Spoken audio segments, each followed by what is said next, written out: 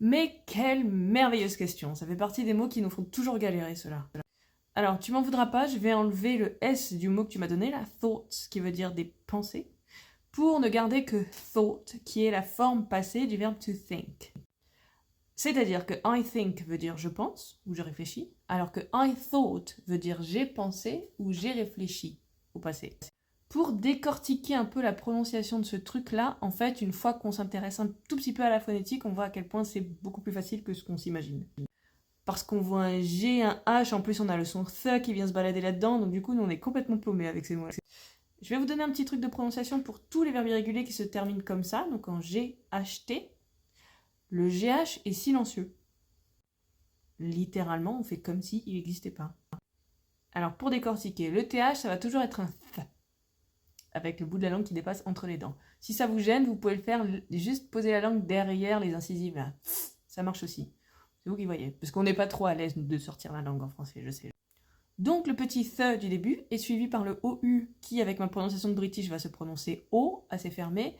Ça peut se prononcer différemment selon d'autres variantes, c'est vous qui voyez après. Mais donc th, suivi de O, suivi de t. 3 sons. Et donc on arrive juste à thought. Ce qui sera le cas pour tous les verbes irréguliers qui se terminent comme ça. Donc buy, par exemple, acheter, va donner bought. Catch va donner caught. Bring, apporter, va donner brought. Mais si on galère autant avec celui-là particulièrement, avec thought, c'est qu'il en existe plein de similaires qui vont tous se prononcer différemment les uns des autres. On en a un autre avec un th au début et un gh silencieux à la fin qui est through. Cette fois-ci, le OU par contre se prononce OU.